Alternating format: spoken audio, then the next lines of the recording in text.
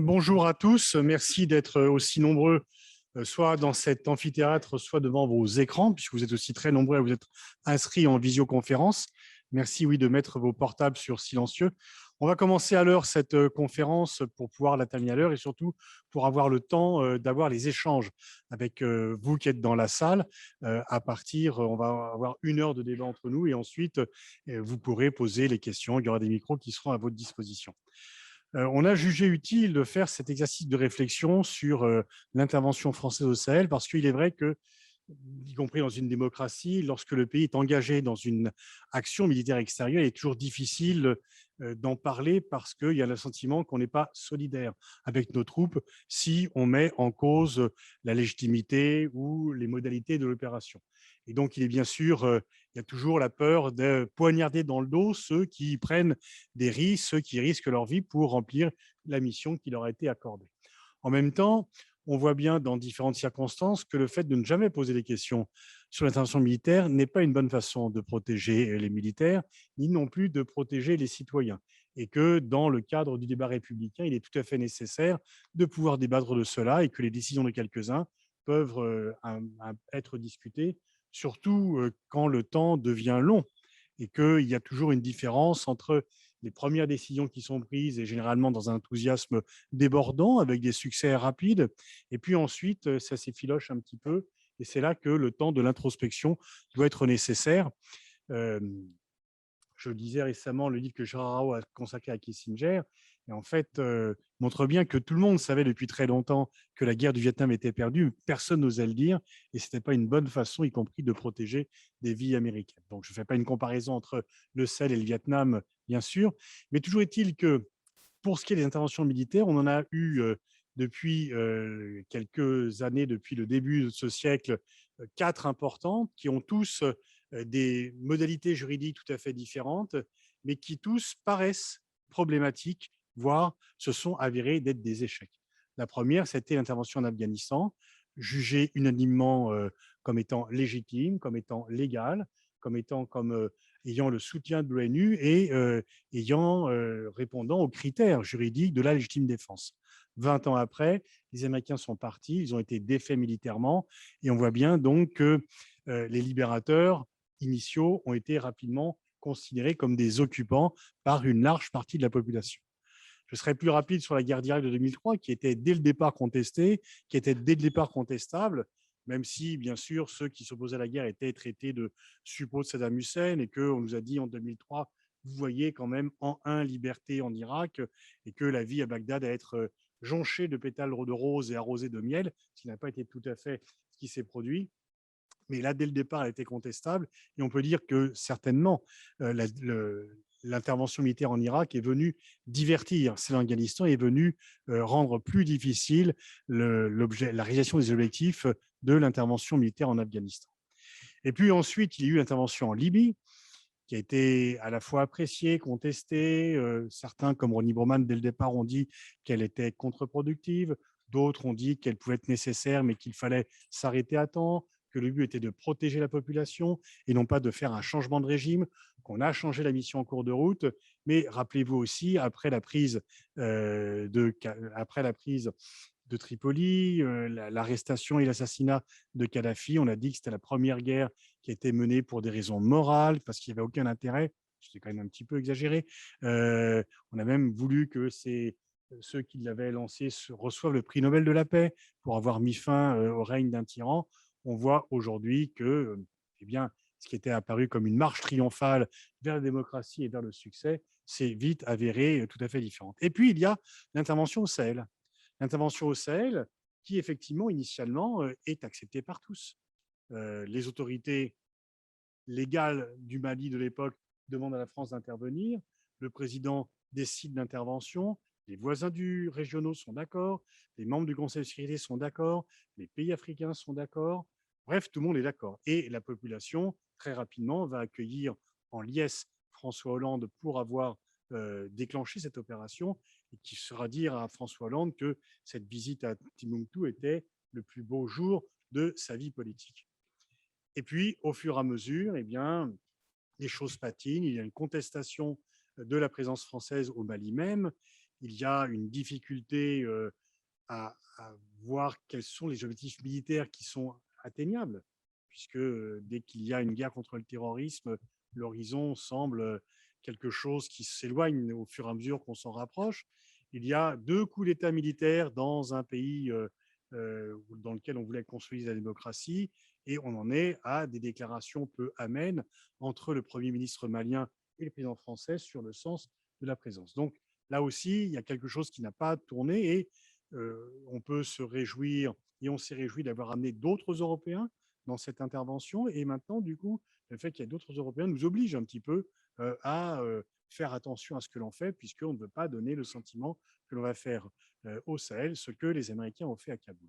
Bref, cette intervention est devenue plus problématique qu'elle n'était au départ, et donc il est légitime de s'interroger, comme d'ailleurs l'ont fait les autorités françaises, sur son avenir, sur son sens et sur ce qui pourra être fait dans l'avenir.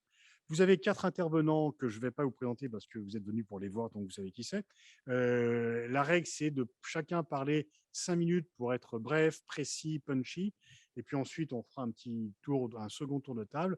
Ensuite, vous aurez la parole. Et Cécile, je te passe la parole en premier. Bonsoir à tous. Merci beaucoup de nous accueillir à l'IRIS dans le cadre de ce cycle de débat qui a été initié par Oxfam France, le CCFD Terre Solidaire, Tournons la page, Care France et le Secours catholique. Pour une raison simple, il nous a semblé absolument nécessaire de remettre dans le débat public la question de notre stratégie au Sahel. Je dis notre en m'identifiant ici comme française. Je suis directrice de l'ONG Oxfam France, puisque depuis 2013 et le lancement de l'opération Serval, il n'y a plus de débat parlementaire, mais encore moins de débat public. Alors pour une raison qui a été évoquée par Pascal, qui est qu'effectivement, quand des soldats français sont sur des terrains d'opération, on a tous une espèce de réserve à s'exprimer sur le sujet ou à mettre en cause ce choix.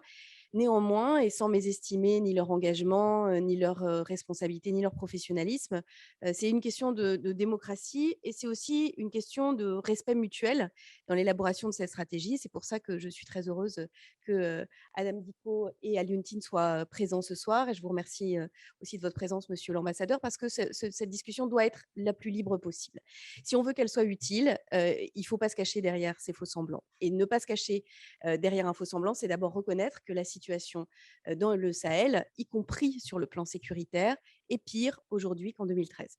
Elle est pire puisqu'elle était concentrée sur une petite zone malienne. Elle s'est aujourd'hui étendue et elle s'étend encore davantage. Je reviens du Burkina Faso, qui était un pays jusqu'en 2015 préservé de troubles de cette nature et dans lequel maintenant presque l'intégralité du territoire, mais c'est la moitié nord qui est la plus menacée, et en tout cas se sent vulnérable à des attaques de groupes armés divers. Un autre élément important qui est que la rhétorique du discours qui a souvent été portée en France est une rhétorique à base d'opposition au djihadisme. Donc là, les choses sont simples. On a face à nous, en gros, des ennemis qui agissent au nom de la religion et qui veulent conquérir du territoire. Si on regarde la réalité telle qu'elle est, les choses sont bien évidemment beaucoup plus complexes. Ce serait une erreur de dire qu'il n'y a pas une dimension de lien avec des questions religieuses, mais dire que la motivation et le mode de recrutement et l'action de ces groupes violents émus exclusivement par une question de djihad, c'est une erreur factuelle. Et ça conduit à beaucoup d'autres erreurs. Et ensuite, le dernier élément, c'est que, bien sûr, ces groupes armés, ce climat de tension, repose aussi sur le fait que les forces officielles, les armées officielles des différents pays, mais aussi parfois l'armée française, peuvent commettre des actes qui nécessiteraient que justice soit rendue et qui rendent aussi leur acceptabilité plus compliquée. Et donc, avoir cette discussion transparente, c'est préserver les vies de tout le monde, d'abord les vies des civils et des populations civiles de ces pays, puisque c'est en leur nom que nous avons commencé cette intervention militaire. Il s'agissait de préserver et de protéger les populations civiles. Aujourd'hui, c'est elles qui payent le plus lourd tribut dans les pays de la zone sahélienne, que la situation politique s'est elle aussi dégradée. La situation au Mali est connue, mais la situation tchadienne est évidemment extrêmement compliquée et on peut s'interroger aussi sur la stabilité et la durabilité de l'actuel gouvernement au Burkina Faso, qui fait l'objet d'une fragilisation du fait de la situation sécuritaire. Mais, dernier élément, et pour nous le plus important, quel est le terreau de recrutement de ces groupes? C'est-à-dire, qu'est-ce qui permet que des jeunes, parfois des tout jeunes, s'engagent dans ce type d'action? Et un des éléments qui nous oblige, c'est quand même de réfléchir à quel horizon, quel avenir est donné aux populations de ces pays, quelle est notre responsabilité. Et je veux ici dire de manière contrastée que la France est néanmoins et reste un des acteurs majeurs des politiques de développement dans cette zone et qu'il faut le reconnaître, que néanmoins ces méthodes d'intervention, ces choix en matière de fléchage de l'aide publique au développement peuvent poser question. Donc ce à quoi je nous invite, c'est à un débat ouvert sur cette question, un débat transparent et un débat sincère. Parce que si on se replie dans des postures, quelles qu'elles soient, on n'aboutira pas à une analyse réelle de la situation actuelle. Alors, pour ce qui est d'Oxfam France, nous, notre volonté, qui est historique, hein, Oxfam puise son histoire dans l'organisation du contre G8 des pays les plus pauvres en 1989, c'est de dire que sans une reconnaissance réelle de la légitimité d'agir, en particulier des populations civiles, en toute autonomie de ces pays, et de leur donner, via différents moyens, l'aide publique au développement, mais aussi une lutte résolue, et je le dis dans le cadre de la révélation des Pandora Papers, d'accès à leurs propres ressources, en particulier leurs ressources fiscales et en particulier les ressources issues des industries extractives, nous n'arriverons à rien. Et que c'est la dégradation de cette situation et l'aggravation des inégalités qui forment le terreau le plus efficace et le plus prospère à la dégradation de la situation. Mais nous devons aussi nous interroger sur la situation réelle de cette intervention militaire. Alors, le débat entre la France et le Mali, en tout cas entre leurs représentants officiels, puisque j'ai coutume de dire, et en venant du Burkina, que je me sentais parfois plus proche, et je comprends les obligations d'expression publique des représentants de la diplomatie française, mais de mes collègues burkinabés que de certaines expressions de l'ambassade de France. Je ne mésestime pas les obligations de réserve, mais je le dis, on peut partager des choses plus fortes avec Adam Dicot sur la situation qu'avec d'autres Français, et que c'est plutôt sain. C'est comme ça qu'on va aboutir à faire avancer le dialogue. Donc voilà ce à quoi je nous invite. Nous, notre réflexion, c'est vraiment la nécessité d'avoir une analyse aussi à la fois critique sur l'intervention militaire. Alors la position d'Oxfam n'est jamais d'être pour ou contre comme ça, a priori. Et de base, on est toujours très réservé en se disant qu'en fait, et d'ailleurs c'est ce qui s'est passé, une fois qu'on a mis le doigt dans cet engrenage-là, il est très difficile de le retirer, et que par ailleurs, parfois, l'intervention militaire, si elle peut amener à résoudre quelques problèmes ponctuels face à un ennemi qui n'est pas un ennemi militaire, et ça, je mets mes pas dans les paroles exprimées de longue date par nombre de militaires, face à quelque chose qui ressemble à du terrorisme, à de l'action localisée, les forces militaires classiques sont souvent dépourvues. Et ça, il faut aussi pouvoir le reconnaître sur les modes d'intervention. Et donc, je pense qu'il faut que le débat public s'ouvre en France sur cette question, que notre responsabilité, étant donné nos liens historiques anciens, mais aussi notre choix d'intervenir et de maintenir cette intervention est importante, et que pour ce qui nous concerne, Oxfam France, nous considérons que nous ne faisons pas suffisamment en matière d'aide publique au développement et en matière de fléchage de cette aide publique au développement. Une partie de la zone sahélienne est vraiment en situation de grande vulnérabilité, ne dispose d'aucun service public essentiel et de base, pas d'accès à l'éducation pour nombre d'enfants, pas d'accès parfois même à l'état civil, et que aujourd'hui, l'aide publique au développement française a comme caractéristique par rapport à d'autres d'être beaucoup plus centrée sur les institutions existantes que sur une aide directe aux populations civiles via les ONG ou via les communautés locales, et que repenser cette orientation participerait d'une politique notamment de prévention de la dégradation, puisque je pense que là, il y a une première urgence qui est prévenir l'extension de cette zone de dégradation de la situation sécuritaire par une politique de prévention active. Je crois que ces mots peuvent être partagés par les plus hauts responsables militaires français de la zone, hein, qui sont tout à fait conscients du risque, et notamment du risque d'élargissement de la situation sécuritaire fragilisée, mais aussi de pouvoir faire confiance à la société civile. Et je suis heureuse que nous travaillions avec l'Agence française de développement à financer un programme qui vise à doter les acteurs du terrain des moyens d'agir, notamment pour travailler sur la redevabilité des gouvernances locales et de la progression dans la mise à disposition des populations des services essentiels. Donc voilà, un débat ouvert, mais en tout cas, en ce qui nous concerne, la volonté que cette question ne soit pas une question ni taboue, ni réservée à quelques-uns, et d'être lucide sur l'impasse dans laquelle nous nous trouvons, au risque d'aggraver encore davantage la situation et de mettre en danger, y compris nos militaires. Merci Cécile. Adam.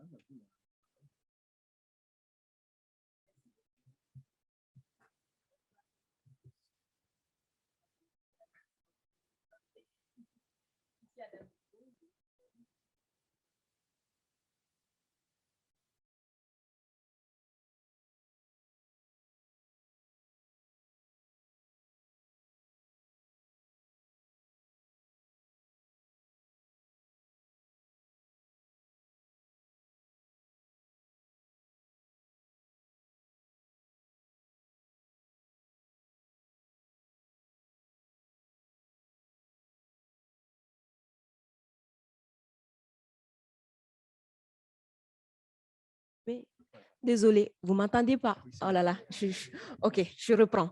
Donc, je suis Adam Deko, je suis entrepreneur social, je viens du Mali. Donc, je disais qu'effectivement, il est temps d'établir vraiment le débat, d'établir le dialogue, mais vraiment un dialogue sincère sur les relations entre la France et les pays du Sahel et aussi sur les intérêts. Parce que vous savez, très souvent, quand on parle de cette relation, il y a comme des sujets tabous. En fait, ah non, ça, on n'y touche pas, on n'en parle pas et tout le monde fuit le débat. Alors que non, il faut établir le débat. Moi, en tant que jeune, je vais peut-être revenir sur une question que Madame la directrice avait quand même posée, qui est pourquoi les jeunes rejoignent les groupes terroristes. Je préfère le mot terroriste que djihadiste parce que jusque-là, on reste convaincu que ce n'est pas pour des vocations religieuses que ces personnes-là posent ces actes-là. Donc, il n'y a pas d'acte de djihadisme derrière, ce n'est pas du djihad, c'est vraiment terroriser les populations, c'est vraiment s'aimer la terreur. Donc, moi, je préfère appeler ces groupes-là des groupes terroristes. Donc, dans les zones où vous voyez très souvent que les jeunes rejoignent ces groupes terroristes, nous avons fait une enquête là-dessus. Et très souvent, on parle de la pauvreté, de la misère, qui serait la première cause qui font que les jeunes rejoignent les groupes djihadistes. Mais la première cause, c'est le manque d'activité. Dans beaucoup de ces zones, il n'y a pas d'activité. Et comme on le dit, la nature a horreur du vide. Quand il n'y a pas d'activité, mais les jeunes se créent leur activité. Et si la seule activité qui reste à faire est de rejoindre des groupes terroristes, mais ils les rejoignent. La plupart des cas, la première motivation, c'est de se sentir vivant, de mener une activité, de se sentir important, de se sentir concerné. Donc, ils rejoignent les groupes djihadistes très souvent, terroristes souvent, parce qu'ils n'ont pas d'activité. Après, la deuxième cause qui revient chaque fois, c'est les inégalités. Ces personnes-là, très souvent, se sentent dans une situation où on est oublié. Donc, du coup, on rejoint ces groupes-là pour aussi rendre justice à notre manière. Donc, les questions d'inégalité font partie des deuxièmes raisons pour lesquelles la plupart des jeunes rejoignent souvent ces groupes terroristes. Et la question de pauvreté vient en troisième position. La question de pauvreté, mais aussi la question de l'instinct de survie. J'ai peur, je les rejoins parce que si je suis avec eux, j'ai ma vie qui est sauvée, j'ai la vie de mes parents que je peux préserver et autres. Donc, une question qui est répondue avec ces trois éléments, est-ce que nous pensons que seule la réponse militaire pourrait parvenir à établir une sorte de paix? Nous, on dit non, seule la réponse militaire n'arrivera pas parce que quelle que soit la réponse militaire, elle va réussir peut-être à chasser des terroristes d'un espace, mais elle ne va pas créer d'activité dans cet espace-là. Donc, des populations vont se déplacer pour rejoindre ces groupes terroristes-là parce que avec ces groupes terroristes, il y a une activité qui se passe. Donc, aujourd'hui, il faut établir ces débats pour se dire, mais attention, la réponse militaire a tendance à montrer ses limites. Est-ce qu'il ne faut pas faire accompagner cette réponse militaire par d'autres aspects, par d'autres réponses? Et ceci m'amène à la deuxième dimension qui est cet appui qu'on peut appeler l'aide. Ça peut être l'aide au développement, ça peut être l'aide institutionnelle ou autre. Le regard que nous avons très souvent de cet appui ou de cette aide de la France, c'est qu'elle est beaucoup trop politisée ou institutionnelle. C'est-à-dire qu'elle appuie beaucoup plus les institutions de la République que les acteurs locaux. Et si dans des zones où vous avez le plus grand absent qui est l'État et que le plus grand acteur qui est accompagné, c'est l'État, vous conviendrez avec moi que les plus grands oubliés vont être des citoyens parce qu'on appuie un acteur qui est absent aux côtés des populations et on s'attend à ce que les populations bénéficient de cet appui-là. Donc, du coup, il y a une déconnexion entre les populations et cet appui qui est destiné à ces populations-là. Donc, il est important aujourd'hui d'établir encore ce dialogue-là, mais d'un espace pour se dire, est-ce qu'il n'y a pas d'autres acteurs en plus des acteurs institutionnels? Qui sont aujourd'hui ces acteurs qui sont avec ces populations, qui se sentent marginalisés, oubliés, qui vivent dans la terreur, mais aussi dans des situations d'inégalité?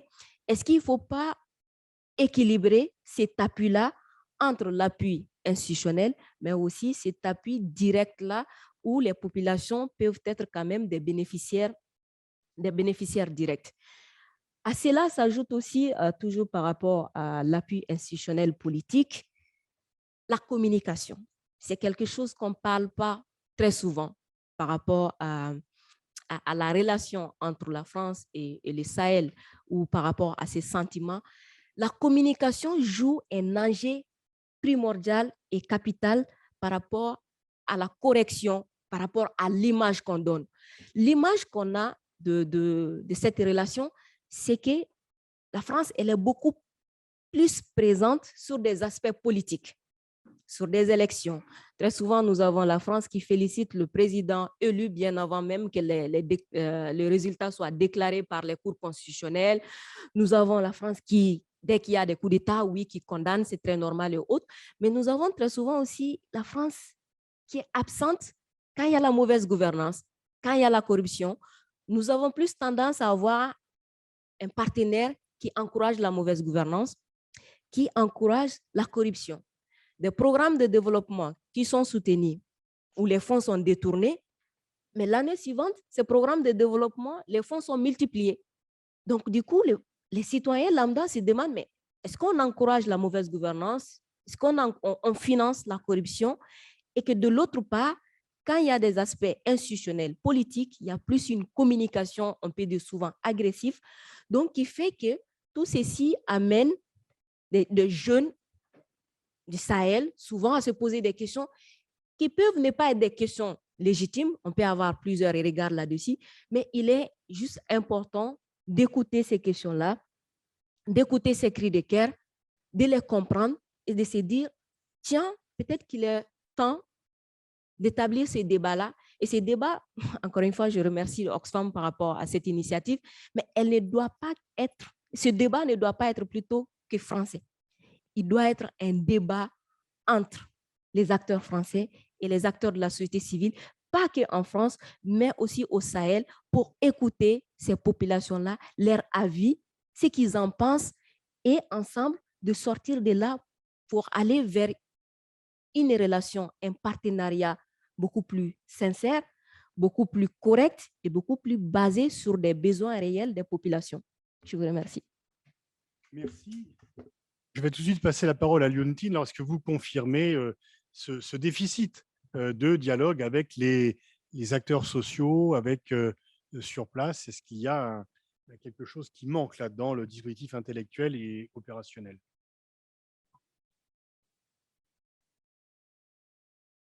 Remercier Oxfam, avec qui on collabore depuis les années 1991, un exemple de fidélité.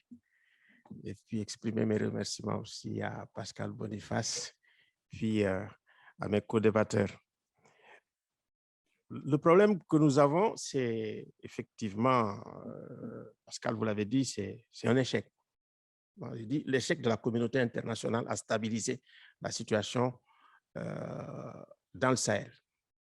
Que ce soit la France, les Nations Unies, parce qu'en 2014, vous l'avez dit, hein, on était dans une situation d'euphorie avec Hollande et sa visite. Aujourd'hui, la situation est beaucoup plus tendue, il y a beaucoup d'incompréhension. Il y a beaucoup de tensions verbales, diplomatiques. Je pense qu'il faut qu'on s'interroge pour savoir pourquoi. Pourquoi et est-ce qu'il y a une nécessité de trouver une alternative? Une alternative, ce n'est pas de dire, écoutez, la France dégage, parce que la France dégagée aujourd'hui, mais ce serait une catastrophe. Je suis sur le terrain, je suis à Gao, j'ai rencontré les personnes, l'administration à Gao, j'ai rencontré la société civile à Gao, j'ai rencontré les femmes à Gao, mais quand vous parlez de Barkhane, Barkhane est bien installé à Gao. Et même les gouverneurs, ça va créer la panique. Oui, ça va créer la panique. Et ça commence à créer la panique. Donc, quand nous avons cette situation qui se trouve au Mali, il me semble que c'est une urgence d'essayer de trouver des réponses correctes par rapport à la situation actuelle, où nous avons un terrible face-à-face, où chacun campe sur sa position. Et de mon point de vue, il faut dépasser la situation où on dit, bon, tiens, le Sahel, c'est notre chasse gardée. Comment faire un partenariat correct avec les autres, mais un partenariat correct qui s'appuie sur les obligations internationales en matière de droits humains. Ça, c'est extrêmement important de le rappeler. Il faut faire un partenariat, mais fondé sur l'obligation internationale de l'ensemble des États à respecter les droits humains. Ça, c'est très important. Il ne faut pas s'engager à des partenariats qui violent les obligations internationales en matière de droits humains. En tant qu'expert indépendant des Nations Unies, je pense que ça, c'est une question fondamentale. Échec également des stratégies sécuritaires exclusivement focalisées sur les moyens militaires. Tout le monde le dit. Niagalé est là. On travaille ensemble dans la coalition et nous, notre préoccupation, c'est la protection des populations civiles. Voilà. Aujourd'hui, quand on regarde depuis 2014, il y a une incapacité à la fois et de la communauté internationale, et de la France, et des armées nationales à protéger les populations civiles qui sont dans des situations tragiques au niveau du Sahel. Qu'est-ce qu'il faut faire et comment ça s'explique? Ça s'explique par le fait effectivement que souvent on se focalise sur les symptômes et pas assez sur les causes profondes. Ça fait à peu près depuis 2020, quand nous avons fait une étude sur les pathologies de la démocratie en Afrique de l'Ouest, crise de la démocratie, de la gouvernance, des droits humains, des élections, tout ça à la fois, ça montrait quoi? Ça montrait la décomposition de l'État post-colonial et des institutions post-coloniales. Et quand vous voulez travailler sur ça, c'est extrêmement difficile. Il faut le dire. C'est extrêmement difficile de travailler dans des États qui sont en faillite.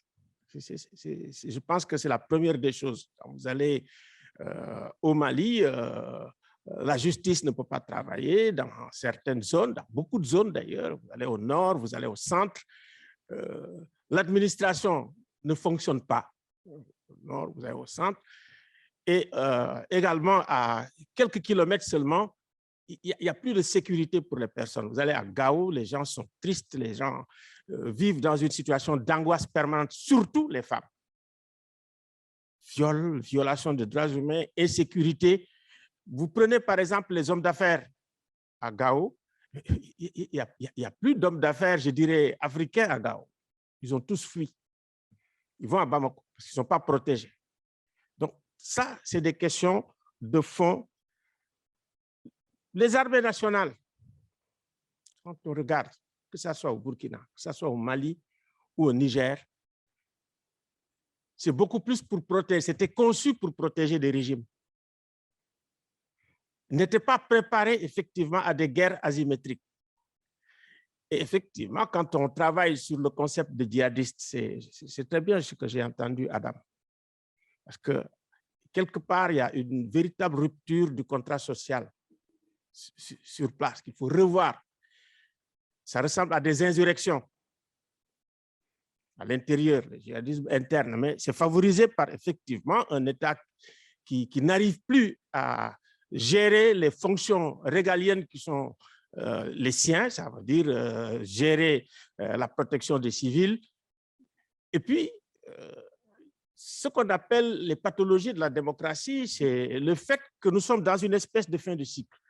Quand je prends référence avec la Baule, il y a le fin de cycle de la Baule qui a permis les conférences nationales, qui a permis le multipartisme, qui a permis une démocratie libérale qui existe avec des institutions qui existent.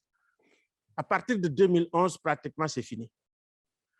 On assiste à des situations où nous avons des autoritarismes qui s'installent, l'espace civique qui se rétrécit comme peau de chagrin, des opposants qui sont en prison, des organisations de la société civile qui ne peuvent pas travailler, et puis un terrorisme, il faut bien l'exprimer, hein, qui s'exerce sur les diplomates. Les diplomates européens ne font plus le travail comme avant. Je suis un exemple très concret. Je viens de la Guinée, où je devais travailler pour le PNUD. J'ai été déclaré persona non grata, mais bon, écoutez, les Nations Unies m'ont dit arrêtez. Aujourd'hui, la plupart des diplomates n'ont même pas la possibilité d'aller voir les opposants sur place. Ou si vous allez voir l'opposant, c'est le conseil diplomatique qui va vous dire, mais pourquoi vous êtes allé voir un opposant? Pourquoi vous êtes allé voir les gens de la société civile? C'est une espèce d'effondrement de ce que j'appelle le système de régulation, à la fois régional et international. C'est-à-dire qu'à côté des Nations Unies, vous avez la faiblesse de l'Union africaine, de la CEDEAO, qui n'ont pratiquement pas d'initiative par rapport à la situation sécuritaire au Sahel, pas de stratégie, pas de géopolitique. Voilà. Et la CEDEAO, l'Union africaine, c'est les deux. Donc, il me semble, qu'est-ce qu'il faut faire, qu'est-ce que la France pourrait faire pour que ces gens prennent l'initiative? D'autre part, il y a un problème qui vient de façon récurrente. J'ai écouté le discours de Macky Sall qui dit, écoutez, il faut un mandat beaucoup plus robuste pour la MINUSMA, que la MINUSMA puisse effectivement combattre les terroristes. Écoutez, quand Adadif était là déjà en 2014, Déby le disait, Issoufou le disait, et d'autres présidents le disaient. Aujourd'hui, ils le disent encore. Qu'est-ce que ça veut dire? Je pense qu'il nous faut avoir une signification sur le fait que la MINUSMA travaille dans le cadre du maintien de la paix. Et si vous prenez toutes les troupes africaines qui devraient travailler contre le terrorisme, ils sont à la MINUSMA. Ça crée une espèce de situation d'immobilisme où rien ne bouge. Mais en même temps, quand on écoute le G5 Sahel, qu'est-ce qu'ils disent? Depuis quelque temps, ils disent, écoutez, essayez de nous donner un mandat sous le chapitre 7 pour que nous puissions mobiliser nos militaires pour aller combattre, donner les mêmes moyens. Mais là aussi, c'est un débat. Je dis pas seulement que ce soit le G5, parce que j'estime que, de mon point de vue, le G5 est une espèce d'aberration qui a créé beaucoup plus de problèmes à la CEDEAO et à l'Union africaine qu'autre chose. Donc, il nous faut une unité africaine et qu'on arrête la sous-traitance de la sécurité. Il me semble que aider les Africains à arrêter la sous-traitance de la sécurité, à prendre des initiatives, à prendre le leadership dans le domaine de l'élaboration de la stratégie, dans le domaine également, je veux dire, géopolitique. Et je pense que c'est extrêmement important. Et ça, pour le faire aussi, c'est... Vous savez, on a aujourd'hui une Afrique d'aujourd'hui où il y a de l'autoritarisme, où il y a une exclusion de la société civile qui n'intervient pas. Bon, voilà, il faut, en fin de compte, une stratégie qui soit une stratégie holistique. Il faut une stratégie qui soit inclusive. Il faut une stratégie, effectivement, qui permette à tout le monde d'agir dans le bon sens, aussi bien au sein de la communauté internationale que les personnes civiles, les individus, la société civile et autres. Je vous remercie. Merci, M. Alioune. Monsieur l'ambassadeur, je vous donne tout de suite la parole. Vous avez été interpellé à plusieurs reprises. Merci, bonjour à tous. Peut-être dire 2 mots pour me présenter. Donc, je suis aujourd'hui envoyé spécial de la France pour le Sahel. À ce titre, il m'appartient d'animer un travail interministériel qui réunit le ministère des Affaires étrangères, le ministère des Armées, le ministère de l'Intérieur et l'AFD, tous nos autres acteurs qui interviennent au Sahel. Je fais tout ça naturellement sous l'autorité du président de la République. Et je fais ça après une carrière d'une trentaine d'années consacrée largement aux questions de développement. Donc, c'est un sujet qui est qui me tient à cœur. Première chose, je suis en accord avec 99% de ce qui a été dit jusqu'à présent et le diagnostic qui a été dressé me paraît parfaitement juste et lucide. Alors, je voudrais juste revenir sur quelques points pour illustrer quelle est l'approche française qui parfois peut être un peu caricaturée ou mal perçue. Et je suis d'accord avec ce que disait Adam, il y a probablement des questions de communication extrêmement importantes. Premier point, qu'est-ce que nous faisons au Sahel ?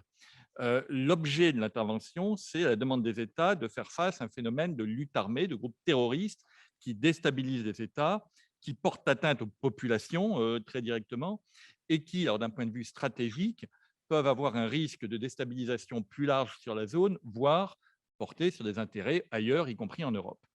Mais très clairement, notre compréhension, c'est que les déterminants des groupes terroristes et du terrorisme sont extrêmement variés. C'est, vous l'avez dit, le manque de perspectives économiques, c'est la misère, c'est le chômage, l'absence d'activité.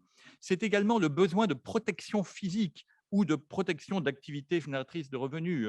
L'État n'est pas présent, chacun se protège comme il peut, y compris en se rapprochant des acteurs présents qui sont les groupes terroristes. C'est aussi le besoin de faire justice, d'avoir des systèmes judiciaires là où l'État ne le fait pas. Le facteur religieux n'intervient qu'après, très souvent, une fois les recrutements dans les groupes terroristes faits.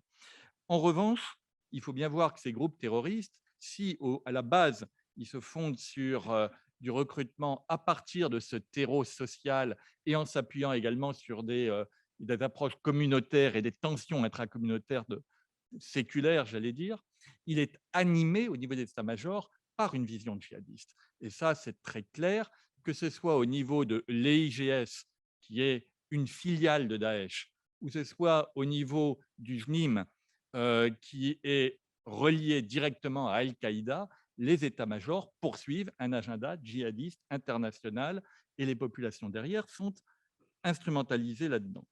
Deuxième remarque, nous savons parfaitement dans ce cadre-là qu'une armée étrangère ne peut pas remporter un combat asymétrique contre un ennemi, entre guillemets, parce que ce n'est pas toujours un ennemi, qui se fond dans la population, et contre des groupes qui ont une très importante capacité de rénovation et de renouvellement de ces combattants. C'est pour ça que ce n'est pas du tout notre approche, de dire on va gagner un combat militaire. L'approche que l'on porte côté français, c'est une réduction de la menace terroriste et un affaiblissement des facteurs multiples qui permettent la mobilisation des individus, notamment les jeunes, pour permettre que ce soit pris en charge par les systèmes nationaux.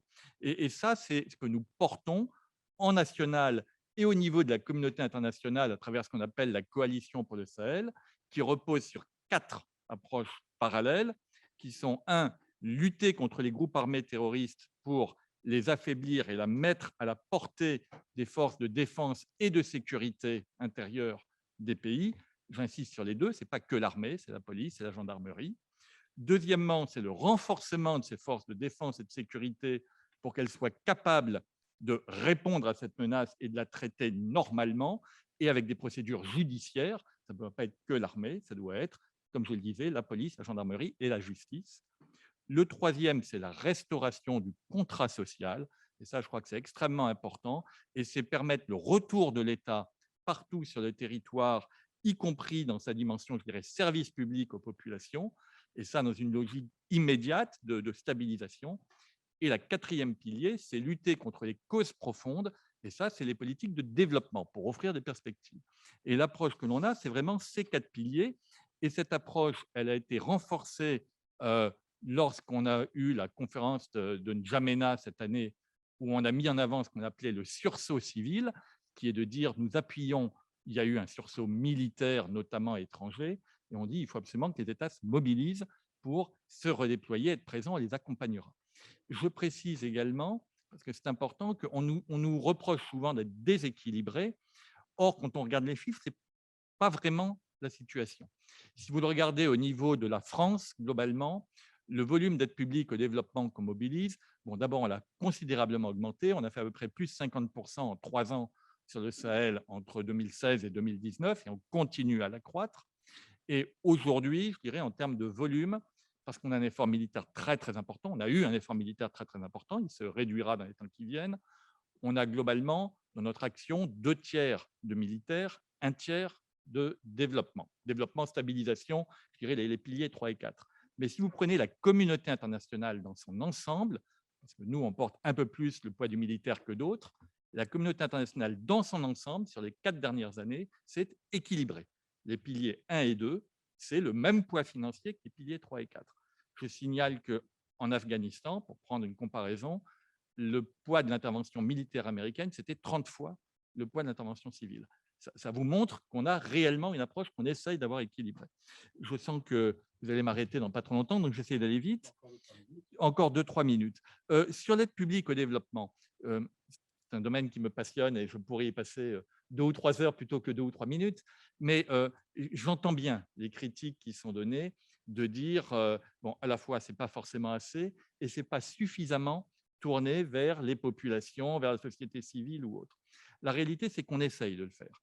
C'est très compliqué parce que quand vous faites du développement dans des zones qui sont des zones fragiles, vous n'avez pas de forte capacité de maîtrise d'ouvrage localement, donc vous pouvez faire des petits projets, communautés locales, mais mobiliser des gros montants financiers, c'est extrêmement difficile et compliqué. Vous n'avez pas d'opérateur et vous ne pouvez pas y être physiquement pour des raisons, en tant qu'expatrié, de sécurité. Donc, ça limite les modes d'intervention.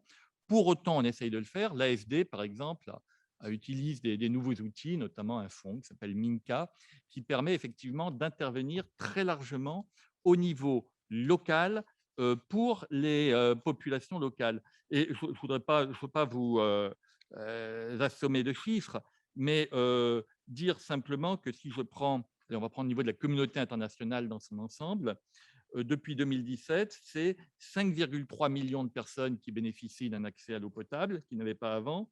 C'est 3 millions d'enfants vaccinés. C'est à peu près 3 millions de personnes chaque année sous assistance alimentaire. C'est 550 000 raccordements à l'électricité, etc. Ce qu'on essaye de faire, c'est ça, et le plus possible en se tournant vers les communautés locales et la société civile, mais je reconnais que c'est très difficile.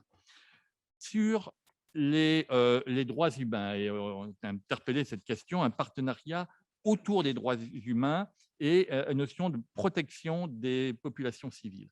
C'est réellement une chose qu'on essaye de faire fortement, à la fois dans l'intervention militaire et au-delà. Dans l'intervention militaire, on sait que l'une des fortes critiques, c'est de dire, quand on regarde les exactions vis-à-vis des populations, pendant longtemps, ça a été 3/3. 1/3 les groupes armés terroristes, 1/3 les milices d'autodéfense qui se sont constituées, 1/3 les forces armées nationales. Et il faut le dire, parce que c'est une partie importante du problème. On traite beaucoup ça, on essaie de travailler beaucoup. Et d'ailleurs, quand on regarde les derniers chiffres, par exemple au Mali, le nombre d'actes de violence, d'exactions qui proviennent de l'armée malienne a énormément baissé. Et nous estimons, nous, que c'est en partie à cause des efforts que nous déployons, on en déploie énormément, à la fois en formation, en suivi, en contrôle, on forme des unités prévotales, on essaye d'accompagner. Et c'est également lié au mentoring, c'est-à-dire au fait qu'on intervient ensemble sur les terrains. Et lorsque les soldats français sont là, je veux dire les choses clairement, les soldats maliens, nigériens, burkinabés se comportent beaucoup mieux. Et on essaye d'accompagner ça parce que ça nous paraît complètement essentiel. Mais je pourrais revenir dans le débat si vous voulez. Dernier point sur le rôle de la MINUSMA et du G5 Sahel. La MINUSMA, effectivement, c'est une force de maintien de la paix.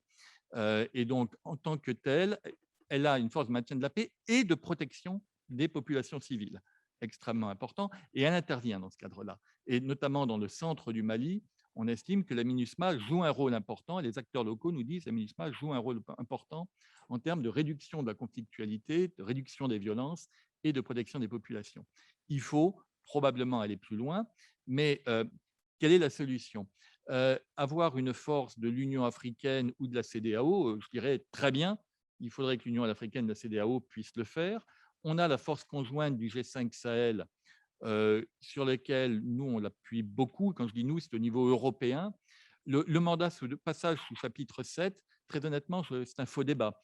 C'est-à-dire qu'aujourd'hui, le passage sous chapitre 7 ne changerait rien aujourd'hui, ni à la capacité d'intervention de la force conjointe, ni à ses financements. Il y a un problème de financement pérenne. Nous sommes en faveur d'un financement pérenne par les Nations unies, mais ce n'est pas du tout lié à la question du chapitre 7. Et les capacités d'intervention, comme ce sont des armées qui interviennent sur leur territoire national avec des droits de suite, elles ont tout le mandat qu'elles veulent aujourd'hui. Le passage au chapitre 7 ne le modifierait pas. Ce qui modifierait, et on espère que ça va s'améliorer, c'est une amélioration de l'efficacité opérationnelle de cette force, c'est d'un meilleur équipement, c'est un meilleur financement, et ce sont les choses sur lesquelles on essaye de les accompagner. Voilà, j'ai essayé de répondre à quelques points, et je suis à votre disposition pour la suite. Voilà, alors Cécile voulait intervenir sur votre propos et ensuite je voudrais relancer Adam Nico sur un autre sujet. Cécile. Oui, alors évidemment, c'est très compliqué parce qu'on peut avoir l'impression qu'on se lance dans un débat de chiffres, mais quand même, il marche. Oui. Sur la question des montants relatifs, le montant dépensé en dépenses militaires dans le budget de la France en 2020, c'est 1 milliard d'euros. C'est 41 fois plus que l'aide humanitaire pour la zone, ce qui est quand même un rapport très important. Et c'est logique. C'est logique aussi. Et donc, on ne compte pas ces dépenses dans le budget français, mais si on analyse de manière globale, l'augmentation des achats d'armement par le Mali ou par le Burkina est considérable dans ces dernières années. Notre inquiétude, elle porte sur la tendance, parce que je suis pas du tout, je partage complètement ce qu'a dit Alioune et évidemment ce qu'a dit Adam Dicko sur le recrutement. Je trouve que c'est très intéressant, parce que je vous ai entendu, monsieur l'ambassadeur, sur l'agenda des groupes versus la motivation de recrutement. Oui, mais l'agenda des groupes sans recrutement, il n'y a pas d'agenda. Donc, en fait, d'une certaine manière, la priorité, c'est de tarir le recrutement de ces groupes. Parce que si on tarit leur recrutement, il n'y a pas d'agenda déployable. Tarir ce recrutement, c'est vraiment offrir des perspectives. Parce qu'aujourd'hui, vous avez parlé des chiffres, il y en a d'autres. Aujourd'hui, c'est 2,5 millions d'enfants dans le Sahel qui ne sont pas scolarisés. 2,5 millions. Et une politique d'éducation, ce n'est pas les choses les plus compliquées. Des grandes politiques d'infrastructure dans des zones très difficiles, c'est compliqué. La politique éducative, c'est quand même plus simple. Et la réalité, c'est que se croise et s'ajoute une nouvelle crise sur les crises que nous venons de parler, c'est celle causée par l'aggravation de la sécheresse, par l'augmentation de la soudure. Aujourd'hui, la situation d'insécurité alimentaire dans le Sahel est en très forte augmentation. Très forte augmentation. Donc, c'est un élément de plus qui va s'ajouter à la situation. Sur l'effet bénéfique de l'intervention française sur les armées locales, je pense qu'il y a beaucoup de questions à poser, notamment parce que pour que ce soit possible, il faut que la redevabilité des actes de l'armée française soit absolument totale. Et aujourd'hui, il y a encore des interrogations, dont Bounty. Bounty, c'est quand même 19 morts, dont on pense que la responsabilité de l'armée française est très importante et qu'on refuse que les choses soient transparentes. Je pense qu'on peut même assumer des erreurs, mais il n'y a rien de pire que de mettre un couvercle sur ce genre de situation. Et quand on veut essayer d'analyser le pourquoi de la tension actuelle et de la situation, il y a des responsabilités évidemment du côté malien, et Adam Dicko s'est exprimé de façon très courageuse et je veux le saluer sur ce qui s'est passé là-bas. Et vous avez aussi tout à fait raison sur le fait que c'est absolument pas un débat franco-français. Que nous, ce que nous souhaitons, c'est qu'en revanche, ce soit pas privatisé par la France et que en France, ce débat n'ait pas lieu. Le débat, il est prioritairement à avoir lieu au sein des populations sahéliennes et au sein de la société civile, mais de fait, la France et les Français se retrouvent acteurs sans discussion démocratique et prennent un rôle et un poids qui n'est pas débattu. Et cette demande de démocratie qui est celle de la société civile sahélienne, elle doit exister en notre sein aussi, parce que nous sommes de fait comptables d'un certain nombre de réalités. Et pour terminer, sur la question de l'aide publique au développement, certes, la France est un des principaux acteurs, certes, ses financements ont augmenté, Mais quand même, aujourd'hui, aucun des pays du G5 Sahel n'est dans les priorités budgétaires françaises de l'aide publique. C'est contre-intuitif, mais c'est la réalité. Et le premier qui est dans le classement, c'est le Sénégal au 14e rang. Pour une raison, et là aussi, pardon, mais ce débat doit avoir lieu, pour une raison qui est qu'une grande partie de l'aide publique française est fléchée, de fait. C'est l'ancienne administratrice de l'Agence française de développement qui le dit, et pas du fait de l'AFD elle-même, mais beaucoup du fait du rôle de diplomatie économique qui a été confié aux ambassadeurs à des réalisations qui sont faites par des entreprises françaises. Et ça aussi, c'est une obligation que de le dire. Vous dites on manque d'acteurs pour mettre en œuvre sur le terrain. Oui et non. Enfin, je veux dire, si on voulait vraiment faire confiance à la société civile, on travaille notamment sur ces questions de redevabilité. On a eu un débat intéressant avec l'ambassadeur de France au Burkina qui dit oui, on vous parlait de gouvernance et de redevabilité, mais c'est un peu des mots. Mon collègue burkinabé lui a répondu que ce n'était pas du tout des mots, c'était juste donner les moyens à des petits groupes de citoyens locaux de vérifier que quand on construit une école, les murs ne s'effondrent pas et qu'il n'y a pas de trou dans le toit, ce qui est quand même la base. Parce qu'aujourd'hui, vu la taille des communes, vu la difficulté d'exercice de la gouvernance, vous avez des gouverneurs ou des maires qui signent des marchés et qui n'ont pas les moyens de vérifier qu'ils soient mis en œuvre. Donc, faire confiance à la société civile, c'est aussi ça. C'est se dire que parfois, les citoyens sont tout à fait capables de se prendre en main eux-mêmes, au Sahel comme ailleurs. Et dernier point, pardon, puisque c'est le jour de mettre les pieds dans le plat, il y a une vraie problématique qui est que dans ces pays où la question terroriste et la question sécuritaire et tous les individus sont imbriqués, les obligations en matière de redevabilité de l'aide que demandent les agences de développement diverses et variées, notamment le criblage des bénéficiaires, dès lors qu'on sort du strict humanitaire, est un souci. C'est un souci. Alors, pour parler, pour ceux qui ne connaissent pas le langage technocratique, ça veut dire que quand, je fais brutal, hein, vous construisez une pompe solaire pour donner de l'eau potable aux populations. Je rappelle que la moitié de la population sahélienne n'a pas accès à l'eau potable aujourd'hui, en 2021. Il faut justifier que parmi les 500 personnes qui auront accès à cette pompe, aucun n'est de près ou de loin lié à une organisation terroriste. Bonne chance. Bonne chance. Alors, je pense que ça, c'est possible. Non, mais vraiment, ça me met vraiment en colère parce qu'en fait, si vous voulez, vous dites, mais il y a les montants, tout est possible, mais finalement, on ne trouve pas les moyens de le faire. Bah, évidemment, enfin, quand vous êtes dans ce type d'endroit, d'abord, vous êtes face à des populations qui parfois n'ont pas d'état civil. Donc, essayer de cribler des bénéficiaires avec leur nom quand ils n'ont pas d'état civil. Ensuite, les liens entre les familles, vous interdisez d'accès à l'eau potable. Une femme dont un des fils, parmi ses 7 enfants, a été recruté dans un des groupes. Oui, non, elle a un lien, c'est son fils. Vous voyez ce que ça signifie. Et donc, je pense qu'il faut aussi lever le couvercle de ce qui, de fait, est une sorte d'hypocrisie. Donc, soit on ferme les yeux et on dit que c'est les organisations intermédiaires qui auront à rendre des comptes, soit on regarde la réalité en face et on voit qu'est-ce qui est prioritaire. Et pour nous, et je veux le redire ici, ce qui est prioritaire, vous avez parlé de piliers, c'est bien de travailler sur ces questions-là. Et dernier point, et j'en termine, je veux faire écho aussi à ce qu'a dit Adam Dicko sur la question des inégalités. On a tendance, vu de notre fenêtre, à penser que le Sahel, c'est pauvre, que le Nigeria, c'est pauvre. Sauf que, oui et non. Au Nigeria, et donc je vous annonce des chiffres qui seront publiés dans un rapport dans les prochaines semaines, il y a des milliardaires. Il y a des milliardaires qui se sont en plus enrichis pendant la pandémie. Et que cette question de la répartition des richesses, elle se pose aussi dans ces pays. Et que bien sûr, là, la confiance doit être donnée aux organisations de la société civile, mais comme l'a dit Alioune Tine, il y a des acteurs, il faut les soutenir. Et c'est notre responsabilité. Et que dans votre présentation, il y a ces 3 piliers ou ces 4 piliers, mais c'est vrai qu'on est quand même, on a une vision qui est une vision administrative sur les questions d'aide, qui fait peu confiance à la vitalité de la société civile, qui aime bien les choses bien bordées avec un État, même quand il n'existe pas, et qui ferme les yeux sur la question de la redevabilité et de l'usage final de cet argent, et parallèlement la dimension militaire qui est celle qu'on maîtrise entre guillemets le mieux et que du coup on privilégie. Donc poser ces questions de manière ouverte, c'est aussi s'obliger à ouvrir les yeux sur des réalités qui sont des réalités tangibles pour les acteurs locaux. Oui, bien sûr, en 2 minutes, je sais que c'est rapide, mais 2 minutes. 2 mots, et ce n'est pas du tout un souci de polémique, c'est pour éclaircir deux, Bien trois sûr, choses. on est là pour ça. Je ne reviendrai pas sur les chiffres. Sylvie, vous avez cité l'aide humanitaire. C'est vrai que la France, en bilatéral, fait toujours peu d'humanitaire. On passe beaucoup par le multi. Les chiffres de l'aide publique au développement, donc à la fois en humanitaire au sens strict, ce qu'on appelle la stabilisation des actions de court terme, et le développement sur le plus long terme, on est à peu près sur entre 5 et 600 millions d'euros aujourd'hui d'intervention sur le Sahel. C'est juste pour éclaircir. Par rapport à ce que vous dites sur la question du criblage, c'est un sujet majeur sur lequel nous nous battons.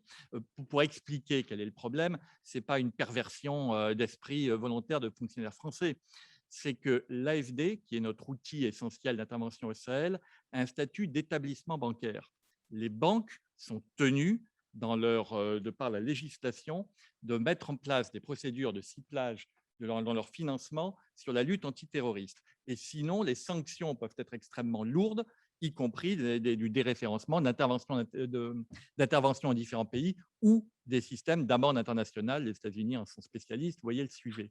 Et nous nous battons côté français depuis plusieurs années pour obtenir des dérogations à cette obligation de criblage de la lutte antiterroriste dans tous les pays sur lesquels on dit c'est juste pas possible.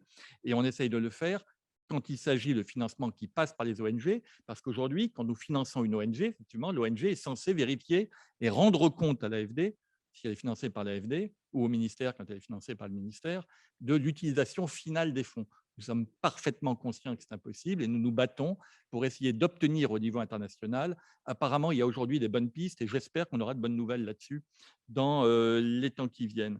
Voilà. Et sur simplement les pays du Sahel qui ne sont pas parmi les priorités budgétaires, je dirais, je nuancerai.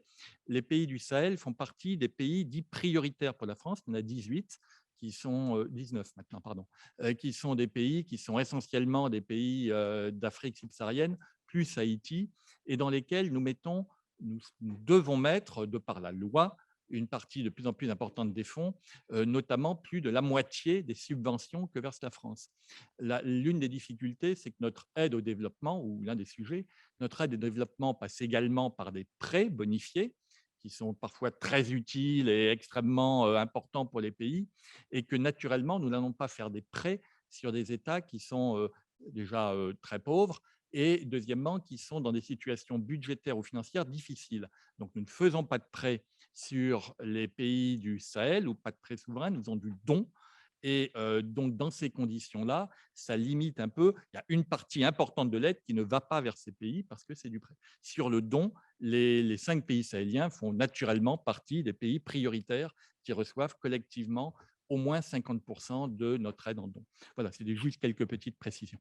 Merci. Je voudrais juste, avant de donner la parole à la salle, relancer Adam Dicot sur une chose. Vous avez parlé de, disons, que le fait que la France ne s'occupait pas suffisamment de corruption ou laissait aller. Alors, mais quelle est la marge de manœuvre? Puisque si, pour un pays extérieur comme la France, si on met en cause l'autorité d'un pays, on va dire qu'on fait de l'ingérence. Si on ne fait rien, on est complice de la corruption. Comment faire pour, puisque cette corruption quand même bien documentée comme étant l'un des soucis majeurs et l'un des causes majeures de recrutement, on n'arrête pas de la dénoncer, mais concrètement, qu'est-ce que l'on pourrait faire pour agir contre? Et merci beaucoup pour la question. Juste, je sens le besoin de dire à la salle que l'Afrique, c'est pas le Sahel, c'est pas que la corruption, le terrorisme, la misère, le chômage, les maladies, c'est aussi plein de bonnes choses, c'est aussi de l'innovation, c'est aussi la jeunesse de sa population, c'est aussi de l'énergie positive. Donc, n'ayez pas peur du Sahel. Pour ceux qui ont du projet,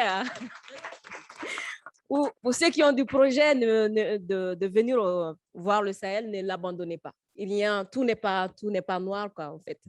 Donc, par rapport à la question, qu'est-ce que la France doit faire ou peut faire, je pense que ce qu'elle fait déjà par rapport à son ingérence politique, je ne dirais pas qu'elle devrait faire la même chose, mais être plus vigilante par rapport à cet appui institutionnel. Si vous me donnez 1 000 € pour construire une salle de classe et qu'au bout de 3 mois, cet argent, je devrais le consommer en 3 mois. Au bout de 3 mois, vous venez trouver que la salle de classe n'est pas construite, les 1 000 € ne sont plus là et que vous me donnez encore 3 000 € pour construire une salle de classe, quelque part, vous êtes en train d'encourager la médiocrité, la mauvaise gouvernance. Vous devrez plutôt être exigeant pour dire nous avons donné 1 000 € pour construire une école. L'école n'a pas été construite, mais si on doit rembourser les 1 000 €, il faut le dire. Et c'est légitime. Mais encourager la mauvaise gouvernance en donnant plus, alors que le résultat n'est pas là, et encore, c'est poser la question, mais est-ce que si on le dit, on ne va pas me traiter que je m'ingère, alors que je suis souvent le premier à donner le résultat ou à féliciter le président qui n'est pas encore élu? Je pense qu'il va falloir se poser la question de quelle image de moi je vais véhiculer au fait, quelle image de moi je vais donner et quel appui je vais apporter. Donc, je pense que ce n'est pas, il n'y aura pas au fait pour dire, ah, mais là, elle s'ingère trop, mais je pense que c'est là où elle est plus légitime à s'ingérer parce que nous avons appuyé quelque chose, nous avons financé quelque chose, le résultat n'est pas là. Le dire, ce n'est pas une ingérence. Le dire, pour moi, c'est aussi une question de redevabilité. Une question de redevabilité vis-à-vis de ces Français qui payent des impôts, parce que c'est avec ces impôts-là qu'on nous appuie, mais vis-à-vis aussi de ces populations qui devraient bénéficier de cette salle de classe où la salle de classe n'est pas construite. Donc, ça donne une image à ces populations du dirigeant qu'ils ont et ça donne aussi une image à ces Français qui paient leurs impôts pour dire que oui, mais effectivement, il y a la mauvaise gouvernance, il y a la corruption et tout. Donc, je pense qu'à ce niveau, il n'y aura pas d'ingérence politique. Maintenant, je vais juste, avec votre permission, juste revenir par rapport à un aspect qui est l'appui de l'AFD.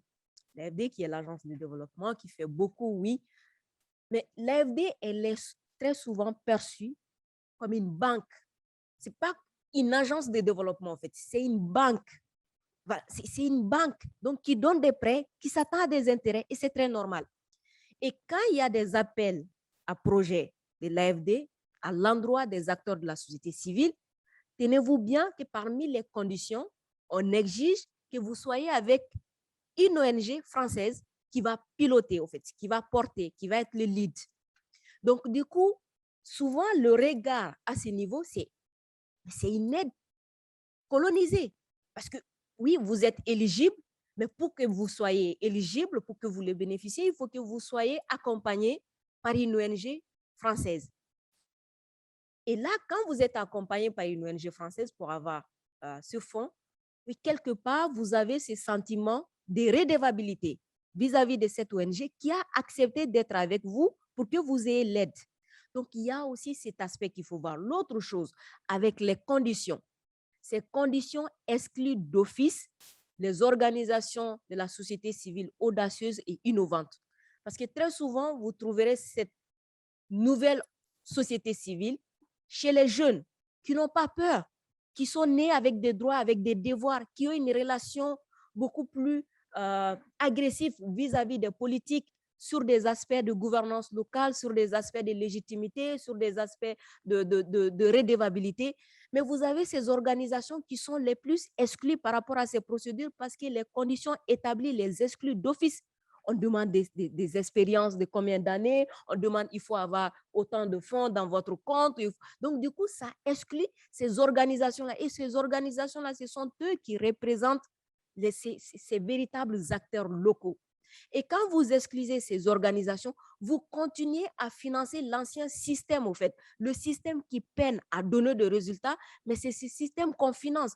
Cette société civile qui est, entre guillemets, politisée, mais c'est cette société civile qui est éligible pour de gros montants et elle va continuer à être forte, elle va continuer à étendre cette mauvaise influence et les organisations innovantes qui naissent, mais elles vont mourir bientôt parce que voilà, elles ne peuvent pas accéder à ces subventions pour pouvoir exercer ce même travail-là, pour pouvoir amener ce changement. Parce que souvent, on a l'impression qu'on veut le changement, mais après, on ne veut pas les acteurs de changement. Après, c'est difficile de trouver, d'arriver à un résultat en répétant les mêmes erreurs, en fait.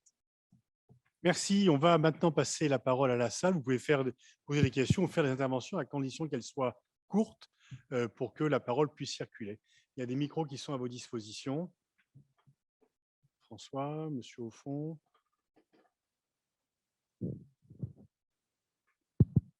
Bonjour, François Grunewald du groupe URD.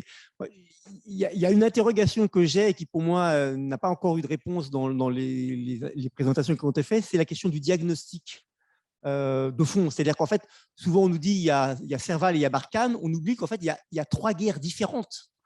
Il y a eu la guerre du Nord, pour lequel il y a la réponse par rapport à l'accord d'Alger, auquel notre ministre continue de faire référence. Il y a la guerre du Centre, le Massina, qui n'a rien à voir avec les guerres du Nord.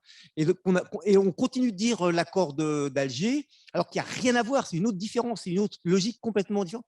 Et puis, il y a les guerres qui ont émergé depuis, qui sont les guerres intercommunautaires pour les ressources, que ce soit d'ailleurs pasteur-pasteur ou pasteur agricole, agriculteur. Et c'est une troisième guerre. Et là-dedans, il est évident que Barkhane ou même les armées du G5 Sahel sont complètement à côté de la plaque. Parce qu'on est face à des guerres dans lesquelles la réponse, ça devrait être de la police, ça devrait être de la justice, ça devrait être du droit foncier. Moi, toutes mes enquêtes, je continue de tourner encore beaucoup sur cette zone-là depuis maintenant une trentaine d'années. Alors, l'histoire de l'éducation, de l'eau et des trucs comme ça n'a jamais été apparu la priorité des gens. Ce qui apparaît la priorité, c'est refaire fonctionner un système de justice, assurer qu'il y a des mécanismes de gestion des conflits. Ce que je disais il y a 4 ans au chef de Barkhane, moins de kaki et plus de robes de juges, faites revenir y compris les juges religieux qui savent gérer tous ces trucs-là. Et pour l'instant, on continue à dire on va faire du développement à la papa. Et les ONG sont largement pour moi dans le même pot en disant voilà les femmes, les enfants, etc. Alors que l'enjeu pour la gestion de la crise, c'est pas du tout ça. C'est l'enjeu d'une crise pastorale, agro-pastorale, de conflits dans des zones où il y a plus la gouvernance qu'il aurait fallu, les conventions pastorales ne sont plus respectées, les maires ont du mal à se faire entendre, et à ce moment-là arrivent des acteurs qui ils mettent la charia, parce que ça c'est un outil de justice, que ça nous plaise ou pas. On a vu la même chose, moi j'étais à Kaboul quand les talibans sont arrivés, je les ai vus arriver, hein, j'étais juste à côté. La même chose, les tribunaux islamiques en Syrie, pas en Syrie, en Somalie, c'était des acteurs d'une justice qui faisaient, que ça nous plaise ou pas, hein, et je ne suis pas du tout musulman, mais qui offraient un cadre de justice aux gens, et sur le Sahel, c'est ça qui manque complètement. Et tant qu'on ne s'adressera pas à ça, les 3D, pour moi, ça reste du vent, parce que le dé de défense, les militaires eux-mêmes, j'ai discuté avec tous les généraux de Barkhane, tous les chefs de Barkhane, ils m'ont dit, mais on est là sur une mission qui n'a rien à voir avec ce qu'on peut faire réellement. Le dé de développement, toi qui voudras uniquement travailler sur l'eau, la sécurité alimentaire, etc., il oubliera le volet justice absolument fondamental. Et le dé de diplomatie, pour l'instant, ce qu'on voit, c'est qu'il est surtout mobilisé à amener plus d'armes et pas toucher de front les éléments. Donc, je crois qu'autour de ça, moi, je serais très intéressé d'avoir la lecture de nos intervenants. Merci. Merci. Monsieur au fond. Et après, on ira de ce côté-là.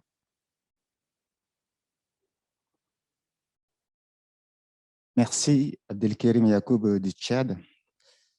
Alors, moi, je suis un peu très confus dans la confusion du rôle de l'AFD. Finalement, l'extension du rôle de l'AFD dans tous ces domaines n'a pas créé une confusion entre ce que c'est que l'AFD, sa mission, et parallèlement les positions politiques et des engagements politiques de la France. C'est très important. La deuxième chose que je voulais savoir, c'est si finalement la France n'est pas décalée sur le plan générationnel par rapport à l'Afrique actuelle. La France n'écoute pas la jeunesse africaine. La France ne consulte pas la diaspora africaine. La France a une vision centralisée et étatiste de ses relations avec cette partie du monde. Comment comprendre le désir de cette jeunesse, l'exigence de cette jeunesse face à cette France, où notre relation est une relation historique construite dans le sang. Et cette France aujourd'hui qui ne s'intéresse à cette partie du monde, finalement, quand on regarde, que quand elle est menacée dans ce qu'elle considère comme son acquis.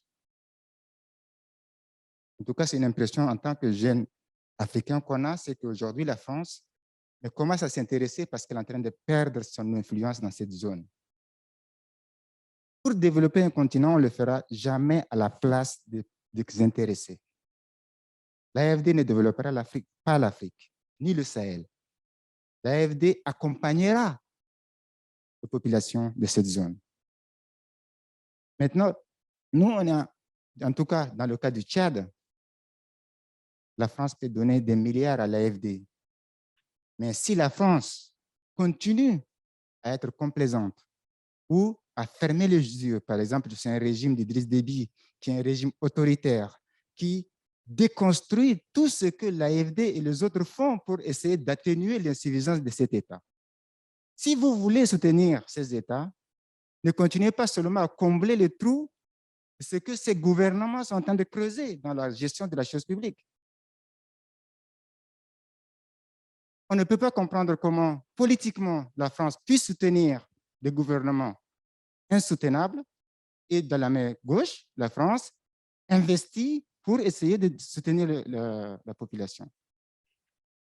Ne faut-il pas réinventer cette relation, plutôt en essayant de centraliser sur de vrais alliés de la France? Les vrais alliés, c'est comme la jeune sœur l'a dit, c'est cette jeunesse, c'est cette société civile qui est en train de monter, qui est en train de se chercher, qui est en train de se combattre, qui se battre.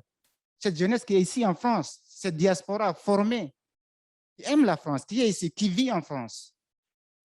On n'implique pas la diaspora africaine dans cette politique. Pourquoi? Merci, Donc, monsieur. voilà la question. D'accord. Une question par ici.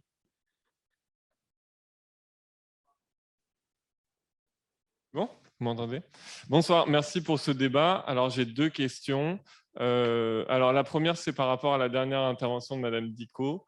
Alors, pardonnez mon ignorance ou ma naïveté, mais est-ce que vous pouvez m'éclairer sur la question du pilotage des projets par des ONG françaises? Est-ce que le fait de s'assurer que les projets soient pilotés par des ONG françaises, c'est pas justement s'assurer que l'argent aille en tout cas vers des projets qu'on connaît et donc éviter de dilapider l'argent et notamment selon l'exemple que vous avez donné juste avant.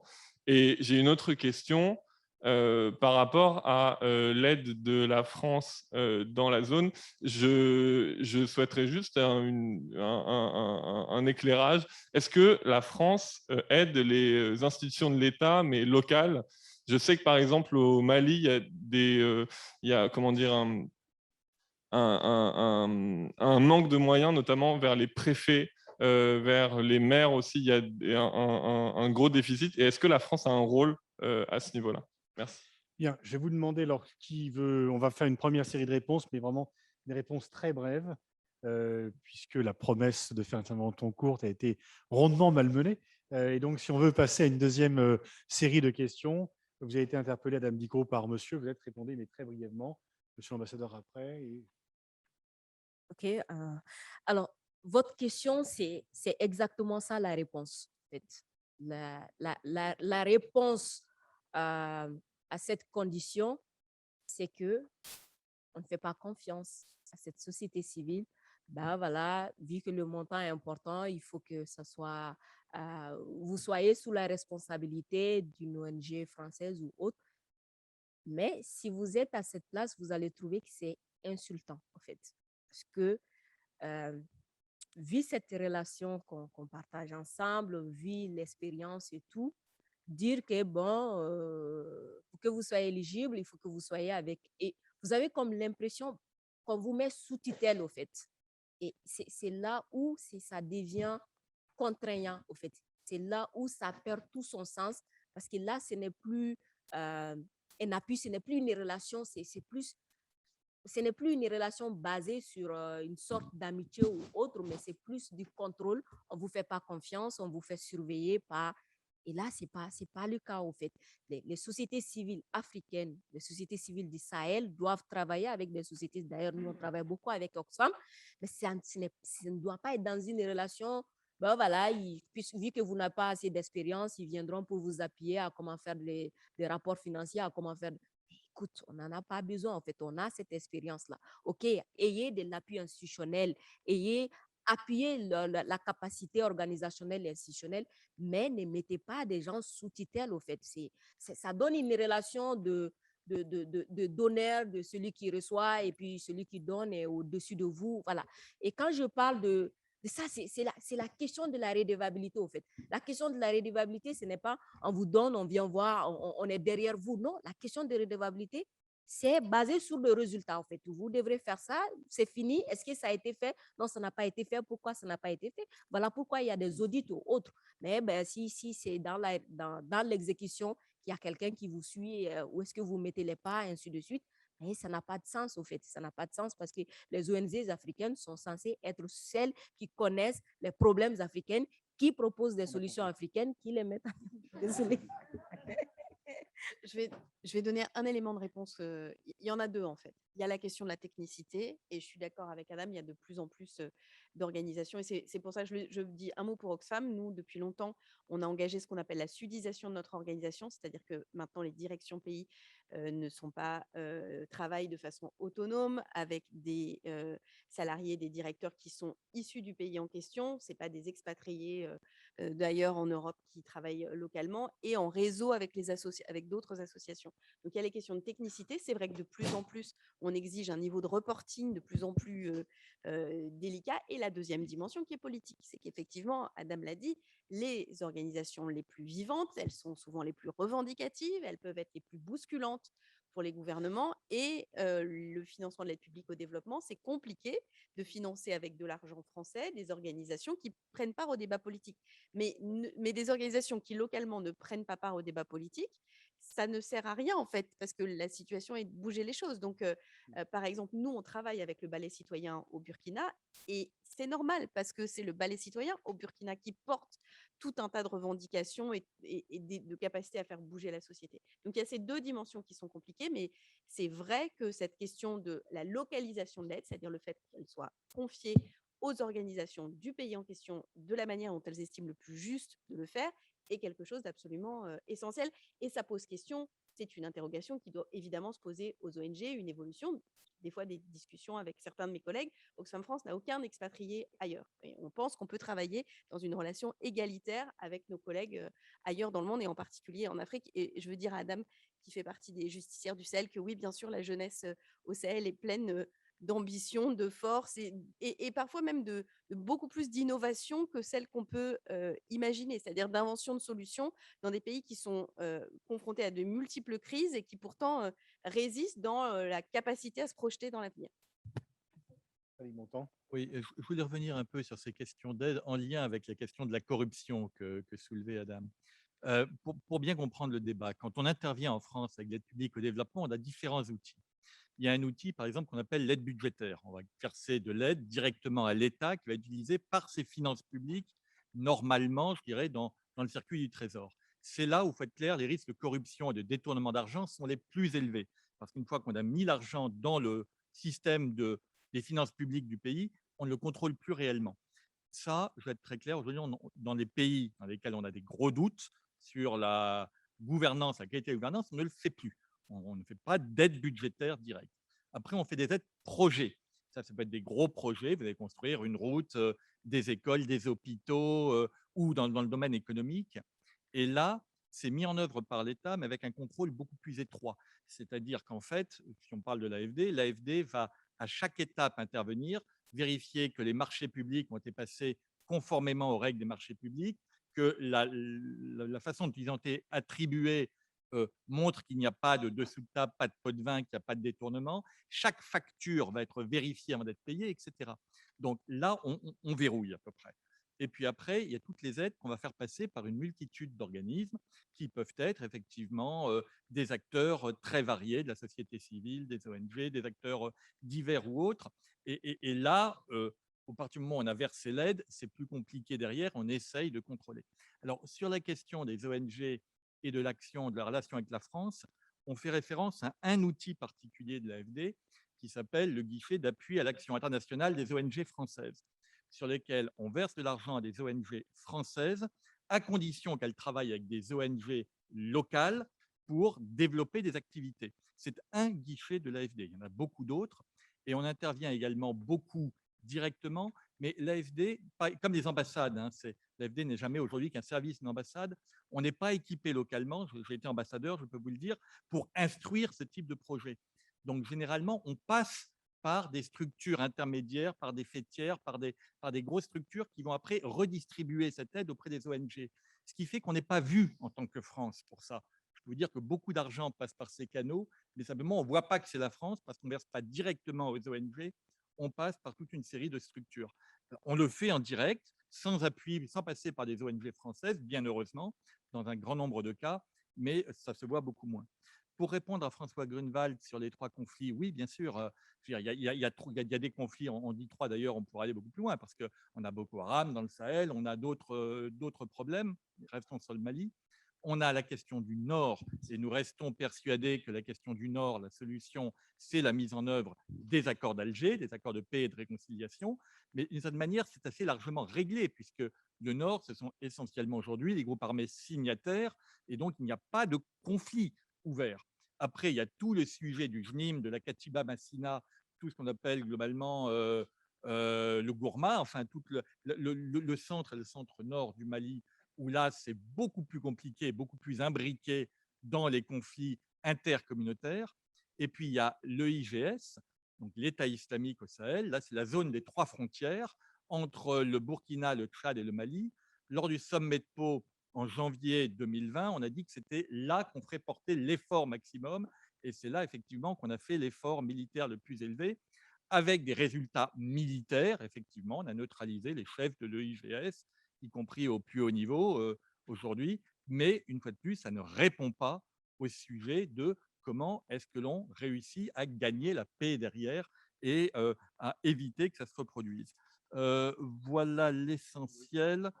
Et on va essayer de s'arrêter là. Juste un petit point. La France soutient-elle les acteurs locaux, les maires, etc., la gouvernance au niveau local? La réponse est oui. On a des gros programmes là-dessus, à la fois au Burkina, au Mali, au Niger, sur l'appui aux collectivités locales. Moi, je voudrais revenir sur le Tchad et sur certaines incohérences. C'est extrêmement important parce que ce qu'on disait des pathologies, soit on fait de la démocratie ou on fait la guerre. Au Tchad, qu'est-ce qui est arrivé? Le 19, on nous dit Déby est élu.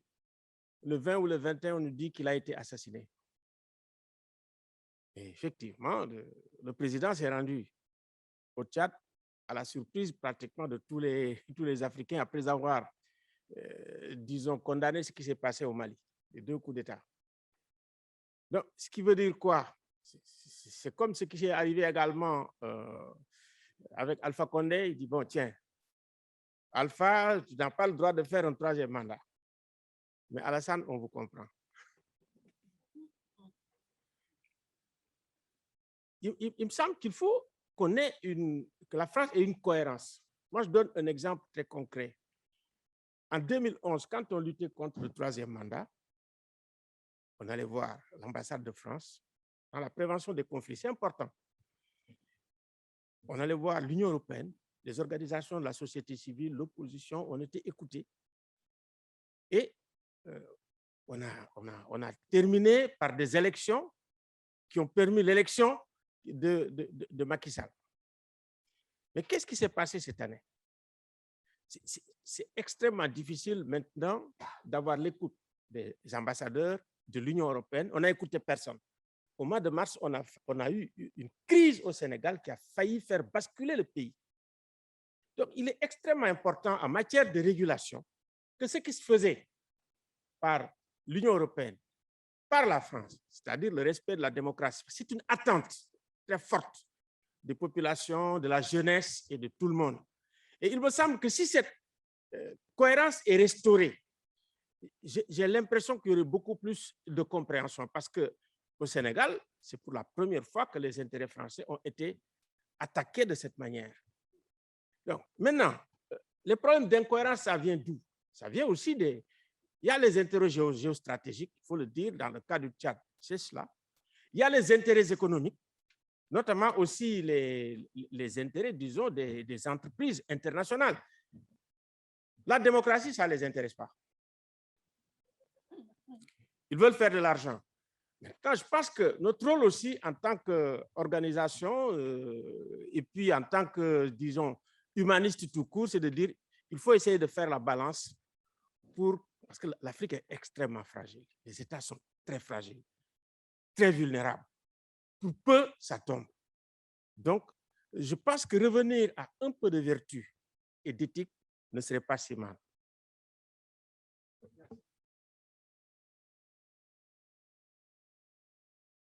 Elle a eu le micro.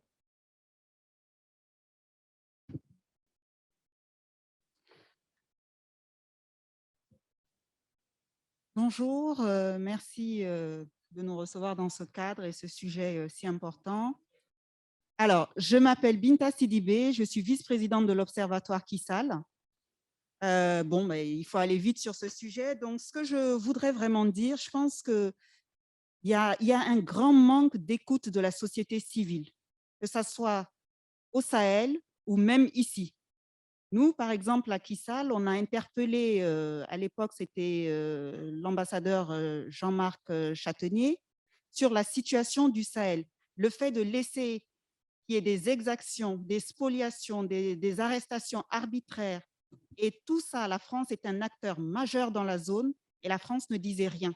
Les forces de défense ont mené plein d'exactions, rien n'a été dit. On a dit attention, en continuant comme ça, c'est vrai qu'on est là-bas pour lutter contre le terrorisme, mais on est en train de pousser les populations à aller de l'autre côté.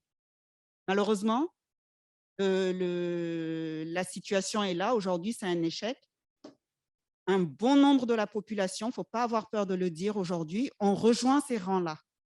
Mais l'autre échec qui arrive très prochainement, et encore, on va tirer sur la sonnette d'alarme, c'est que les terroristes vont gagner. Parce que ceux qui disent que c'est de l'installation de charia et autres, non, ils ont changé de stratégie.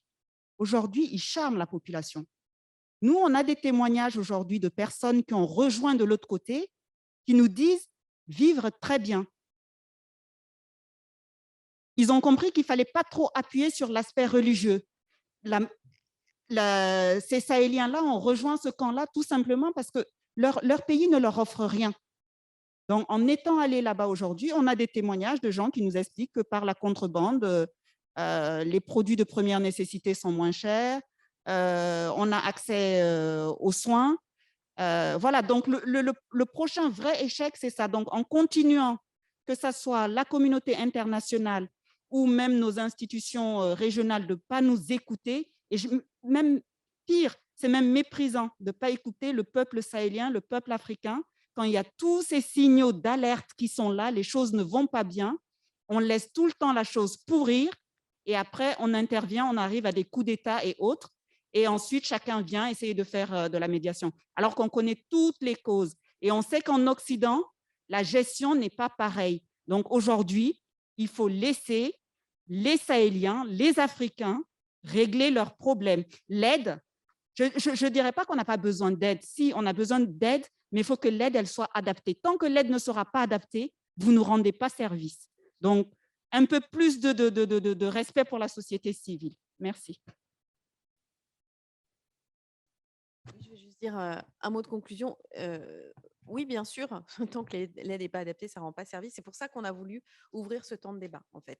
Et je pense que s'il y avait une solution extrêmement simple, peut-être que quelqu'un l'aurait déjà trouvée. Donc, que la situation est complexe. Quand on parle d'aide aujourd'hui, et je voudrais revenir sur ce que vous avez dit, monsieur, juste un mot, bien sûr, on sait que l'apport financier de la diaspora est supérieur à l'aide publique au développement institutionnel. Donc, sur le manque d'association de la diaspora, tout ce que vous avez dit est assez juste. C'est pour ça que pour nous, on souhaite que cette question donne lieu à débat et que cette première soirée n'est qu'une première soirée. Il y a encore 4 rendez-vous prochaines conférences entre maintenant et décembre sur les différentes problématiques et 2 ateliers qui auront lieu sous le régime Chatham House. Donc, l'objectif, c'est bien que cette question prenne sa place dans le débat public français. Ça ne veut pas dire que c'est en France que ça doit se discuter, mais en tout cas, ce que nous ne voulons pas, c'est qu'en France, ce débat soit tu ou tabou. Donc, nous souhaitons vraiment que cette question-là, le rôle de la France au Sahel, qui nous implique tous, dont nous sommes tous comptables, soit débattu entre nous, critiqué, évolué. On peut avoir des divergences d'approche, des différences d'analyse, mais voilà. Donc, merci beaucoup à chacune et chacun d'être présent. Merci beaucoup, monsieur l'ambassadeur, parce que notre idée n'est pas justement d'avoir une espèce de front des ONG et de la société civile contre l'État. On a vu à quel point c'était stérile au Sahel, ça peut tout autant l'être en France, donc ce débat doit être ouvert. Mais pour qu'il soit productif et utile, il faut qu'il soit sincère et qu'il descende dans les difficultés, les responsabilités, en particulier la nôtre et toutes les ambiguïtés de la politique française en Afrique de façon plus générale, en particulier au Sahel et en tout particulier dans ces anciennes colonies, là aussi doit être interrogé avec une grande lucidité. Merci beaucoup. Oui, juste 2 mots par rapport à ce qu'a dit madame. Je partage intégralement votre avis. Il faut que les populations sahéliennes soient entendues, et au premier rang par leur État et par leurs gouvernants. Ça me paraît essentiel. Et pour répondre à ce qui a été dit, je n'ai pas eu l'occasion de m'étendre là-dessus, sur le rôle de la France ou autre. Je peux vous dire que la France, dans chaque cas, a essayé de peser pour le respect des institutions, de la Constitution, etc. Au Mali, tout autant qu'au Sénégal, tout autant qu'en Guinée, tout autant qu'au Tchad, notre capacité d'intervention de l'extérieur, je le dis tout de suite, est extrêmement faible. Ça fait 30 ans que je suis dans le domaine du développement. Je peux vous dire que la capacité que vous avez de l'extérieur à travailler sur la gouvernance, s'il n'y a pas une volonté politique très forte sur place et une très forte mobilisation des sociétés civiles, est à peu près égale à 0. Et ça, c'est le gros sujet, parce que sur le Sahel, 80% de ce qui se passera dans les années qui viennent va dépendre de la gouvernance des États. Et ça, c'est ce que nous n'avons pas dans nos mains. Voilà. Merci. Merci. Il est temps de clôturer ce débat qui a été très riche, et on voit, je crois que c'est bien de réfléchir ensemble, chacun selon ses positions et d'où il parle. Mais je crois que la vivacité des débats a été vraiment extrêmement positive, et comme l'a dit Cécile, ce n'est que la première marche d'un processus qui va continuer à se développer. Merci à tous, et donc rendez-vous très prochainement pour un nouveau débat.